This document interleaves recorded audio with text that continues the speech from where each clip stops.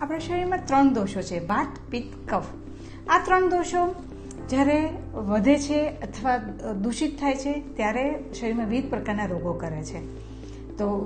વાયુ જ્યારે વધે ત્યારે વાત રિલેટેડ દુખાવા રિલેટેડ રોગ થાય, કફ વધે ત્યારે સ્કિન રિલેટેડ, કફ રિલેટેડ એલર્જી રિલેટેડ રોગ થાય, પિત્ત વધે ત્યારે એસિડિટી, અટ્રિકેરિયા જેવા પિત્તને રિલેટેડ જેવા રોગ હોય એ ટાઈપના રોગો થતા હોય છે. તો પંચકર્મ ટ્રીટમેન્ટ જ્યારે આ દોષો દૂષિત થાય છે, દોષો ખૂબ જ વધી જાય છે ત્યારે ખાસ કરવામાં આવે છે.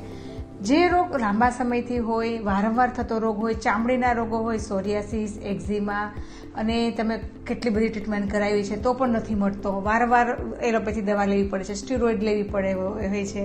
તો એવા રોગો જે અને દુખાવાના રોગો, વાયુના રોગો, કમરના રોગો છે, આર્થરાઇટિસ છે, તો આવા વાયુના રોગોમાં પણ આપણે પંચકર્મથી ખૂબ જ સરસ રિઝલ્ટ આપી